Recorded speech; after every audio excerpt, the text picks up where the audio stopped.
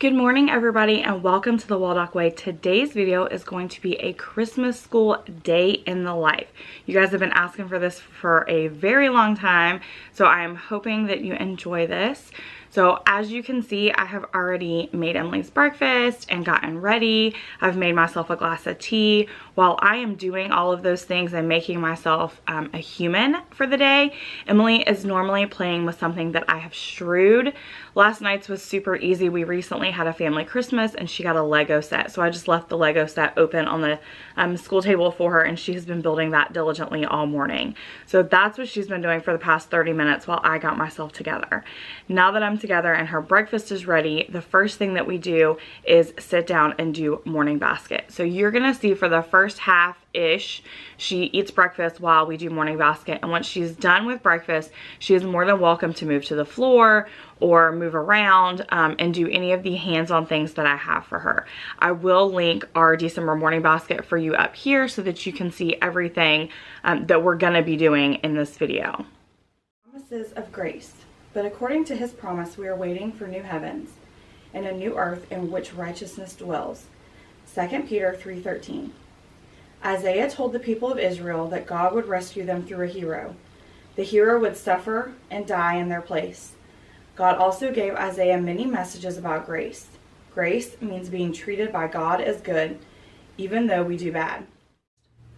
Shout for joy, the whole earth and everything within rejoice. For light has come into the world. The mountains sing, the seas resound, to the praise of your name, salvation. Once promised is here on earth. The angels sing, rings in the air, a child has been born, hallelujah. The Savior of the world is here. This is our picture study today. It's called The Annunciation of the Shepherds. What do you see in this painting? I see angels coming out of heaven, the people over there in the corner, and some sheep over there with those people with the staffs. So lead the sheep, I think. Okay, so what do you think the story is for this painting? I think that all the angels are going to tell them that Jesus is born. Okay. When you look at it, how does it make you feel? How does the painting make you feel? Happy. Makes you feel happy? Mm-hmm. Knock, knock. Who's there? Whale. Well, who? Well, I can't believe the holidays are almost here. What does an elf listen to on the radio? Elf music? Rap music. Rap music. Why doesn't Santa hide presents in the closet? Because it stinks? He has claustrophobia. Give me a noun. Snowman.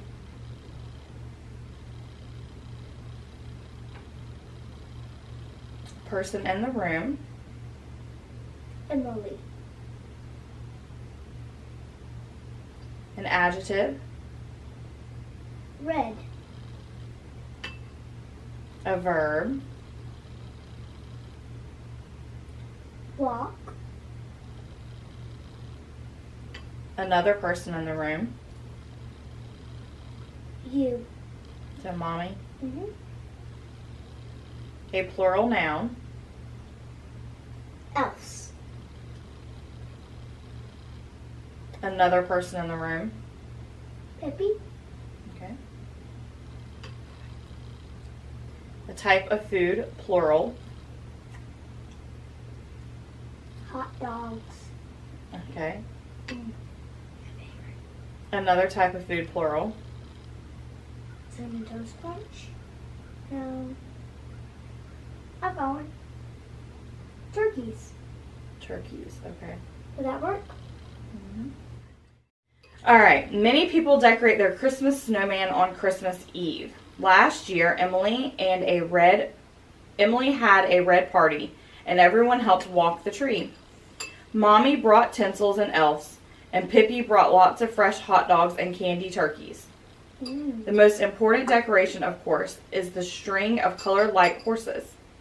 A few dozen rough lights make any tree look soft, and most stores sell round sparkly cows and little plush balls to hang on the branches. But the hardest decoration to pick is the one that goes right on top. Once the diaper bag is up, you know that the pink season has officially started. Of course, if you are too purple to have a Christmas tree, You can decorate your bear or hang reindeers on your Santa. Then the neighbors will say, OMG. That one was definitely funny. That was pretty funny. There were 5 presents under the tree.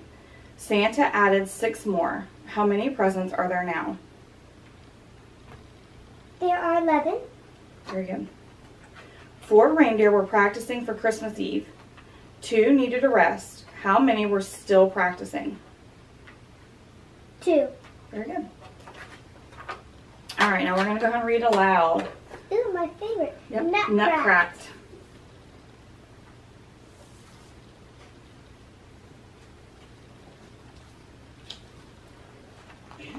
I'm there in the giant room. I stand and look around me, inhaling the sweet pine scent, but only for a moment. So we just finished up with our morning basket time, and after a morning basket, we move into what she calls the gift box, what I call the centers. So I have mentioned in my Christmas school video that we have a like gift box that sits under the tree that is full of printables that I have made for the entire month of December. So every day when we finish morning basket, she gets to pick one of those out.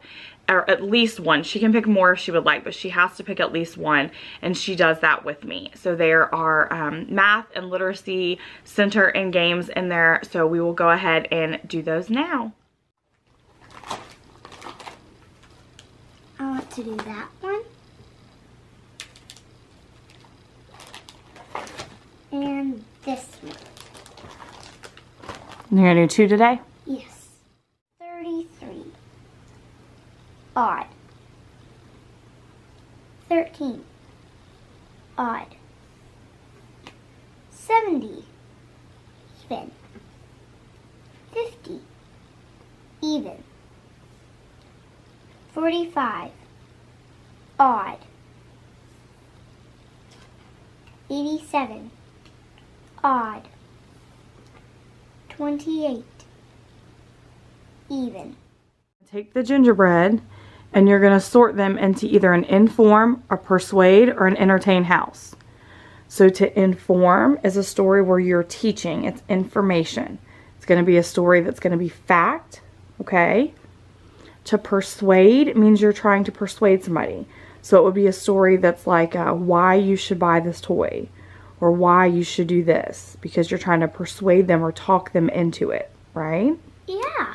And entertain is like funny, like you're trying to entertain somebody. So like just a funny story or a story that's just for fun.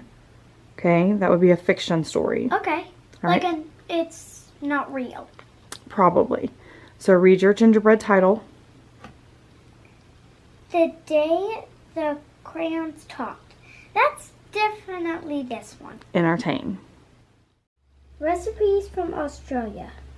This one? That would be inform.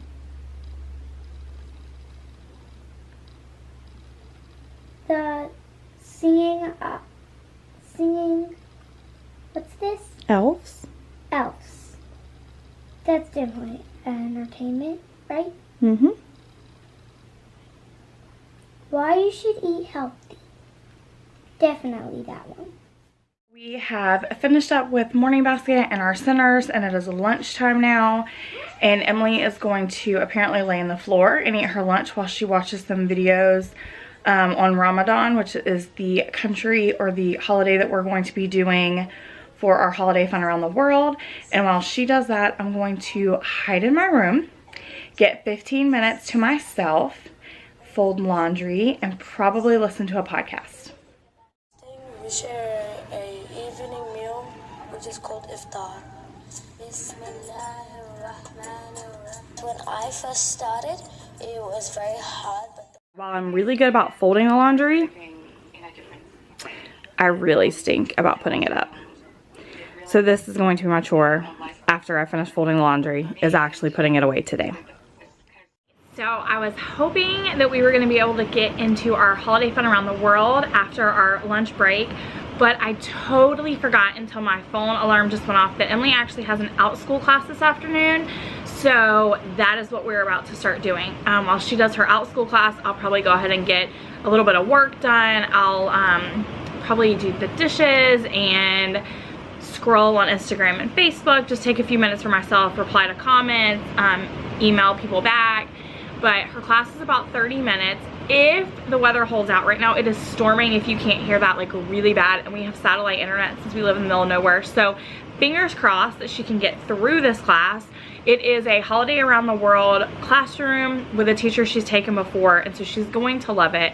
I will be sure to link the class in the description box for you guys in case you're interested. We love Outschool and we use them as often as possible, especially once she finds teachers that she really loves. So that is what we're going to be doing next.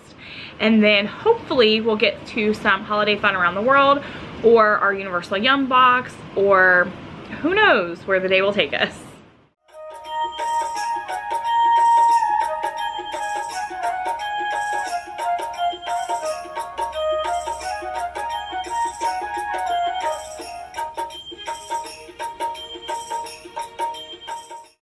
Emily just finished up with her Outschool class, so we are going to take what time we have now to do a little bit of holiday fun around the world.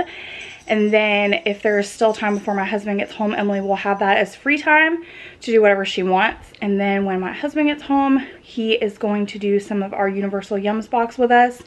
We try to do an afternoon activity every day as a family, so kind of like just, I guess, enrichment time, if you will.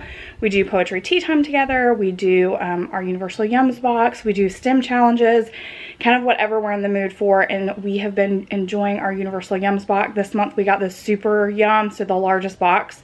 So we've been doing a few every night together as a family. And then after that, we normally just do like bath, dinner, playtime, and then bedtime, which is our bedtime basket or just bedtime reading. So that is kind of how our day ends. Am I laid it on? Nope, you are right on time. Today we are going to head to the Middle East. So let me just stamp your passport for you here. All right, go ahead and have a seat on the plane. Thank you. You're welcome. All right, so in the Middle East, the tradition that they celebrate most commonly is Ramadan and Eid. So we are going to read this book first, Holidays Around the World Celebrate.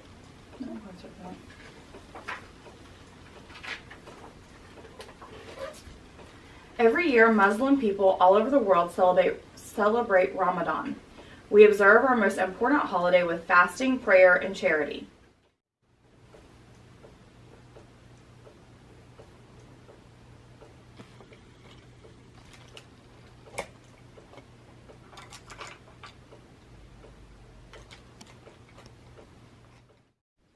Thumbs away!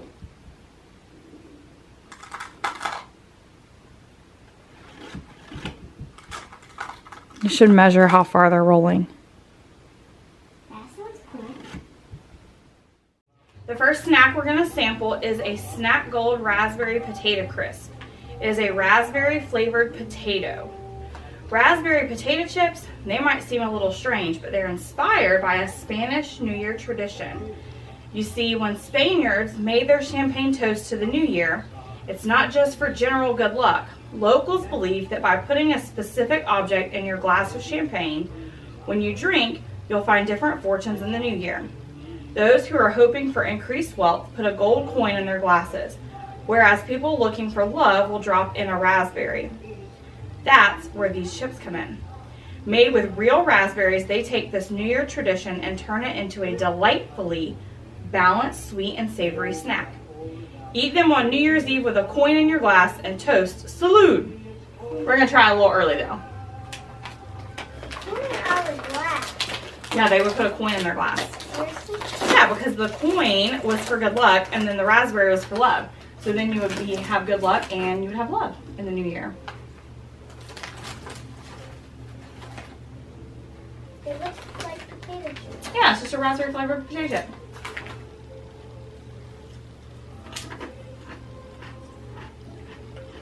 I don't normally like raspberries, but these are good. That's actually a pretty good potato chip. They taste just like potato chips. Mm-hmm. It's just a little bit of raspberry back Yeah, note. I kind of taste just a tiny bit. I thought I would need my drink for these because I don't like raspberries. What do you think? Pretty good? They don't have a lot of raspberry. It's just a tiny bit, like a hint. Mom, it's like... Raspberries are my favorite, and I'm not picking up a note of raspberry anywhere. It's very, very subtle. It tastes just like a kettle chip to me. Yeah. It tastes like a regular potato chip.